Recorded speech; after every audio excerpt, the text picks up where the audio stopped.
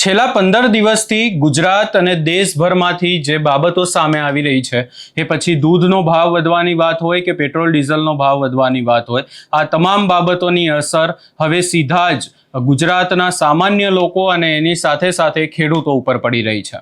શું છે સમગ્ર મામલો ને ખાસ કરી અને હવે આ તમામ બાબતોને લઈને ક્યાં વિરોધ કરવામાં આવ્યો છે એની વિગતે ચર્ચા કરીશું। નમસ્કાર, હું છું ઉજ્જવલ અને આપ જોઈ રહ્યા છો નિર્ભય ન્યૂઝ।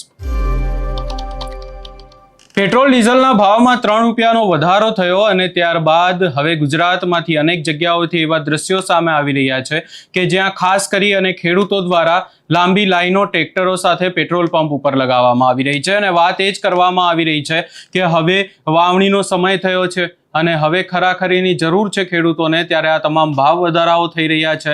અનેક જગ્યાએ પેટ્રોલ પંપ ઉપર 500 થી 2000 રૂપિયા સુધીનું પેટ્રોલ ભરીને આપવામાં આવે છે, એનાથી વધારે પેટ્રોલ ભરીને નથી આપવામાં આવતું અને ખેડૂતોને આટલા પેટ્રોલ અને ડીઝલમાં એમની જે વાવણી કરવાની હોય, એમના જે સાધનો હોય, ભારે વાહનો હોય, એમને આટલા ડીઝલ અને પેટ્રોલમાં એ વસ્તુઓ થઈ નથી શકતી ને આ તમામ બાબતે ખેડૂતો દ્વારા વિરોધ કરવામાં આવ્યો ને હવે જૂનાગઢમાં અનોખો વિરોધ કરવામાં આવ્યો છે કે જ્યાં ખેડૂતો દ્વારા બળદગાડાની પાછળ પોતાની બાઇક બાંધી અને તમામ ચીજ વસ્તુઓમાં થયેલા ભાવ વધારાનો વિરોધ કરવામાં આવ્યો। સૌપ્રથમ જે દ્રશ્યો સામે આવ્યા અને લોકો શું કહી રહ્યા છે એ પણ સાંભળી લઈએ।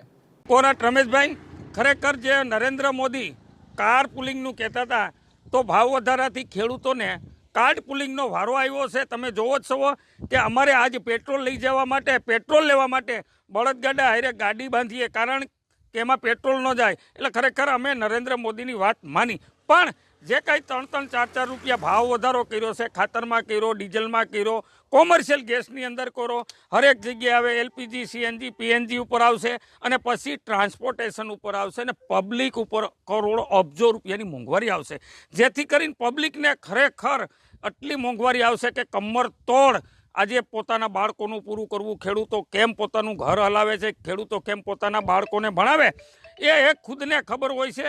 ખરેખર આ મોંઘવારી એટલી ન હોવી જોઈએ। સરકારે હવે પછી ખરેખર આ મોંઘવારીને કાબૂમાં રાખવી જોઈએ, નકર ગુજરાતની અંદર નવનિર્માણ આંદોલન પાર્ટ 2 સ્વયંભૂ પબ્લિક નીકળી। મારું નામ દેવાભાઈ મોરબિયા, અંબાડા ગીર મારું ગામ। હું હાલ ખેડૂત છું અને ખેતી કરું છું। છેલ્લા ઘણા સમયથી પેટ્રોલ ડીઝલની અંદર એટલા બધા ભાવ વધારા થાય છે અને ડીઝલની એટલી અસર થાય છે જેથી કરી ખેતીમાં બહુ મોટી મુસીબત આવે છે।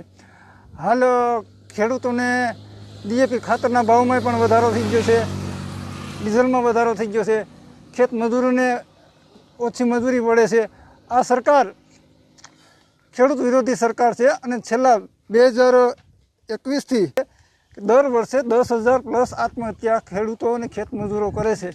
હું તો કહું છું આ સરકાર ખેડૂતોને લોહીને ચામડું એક કરીને ખેડૂતોને મારવા માટેની આ સરકાર છે અને આ ભાજપની સરકાર ખેડૂત વિરોધી એટલા માટે છે કે આત્મનિર્ભર બને અને ખેડૂત પોતાના છોકરાઓને ભણાવે, બાળકોને ભણાવી અને પગભર સારી એવી નોકરી મળે એના માટે જે મહેનત કરે છે, પણ હાલ સરકાર ખેડૂતને પગને નીચે દબાવી પગનો ગુલામ બનાવવા માગે છે। અહીંયા માત્ર ને માત્ર પેટ્રોલ ડીઝલની વાત નથી, પરંતુ પેટ્રોલ ડીઝલની સાથે સાથે એ દૂધના ભાવમાં વધારો હોય કે પછી ખાતરના ભાવમાં વધારો હોય, આ તમામ બાબતોને લઈ અને ખેડૂતોમાં ભારે રોષ જોવા મળી રહ્યો છે। આખી વાતને લઈ અને જો વધુમાં ચર્ચા કરવામાં આવે તો ઓછામાં ઓછા 3 રૂપિયા અને વધારેમાં વધારે 850 રૂપિયા સુધીનો ભાવ વધારો થયો છે, જે ખેડૂતોથી લઈ અને સામાન્ય વર્ગના લોકોની કમર તોડી લાગી રહ્યો છે।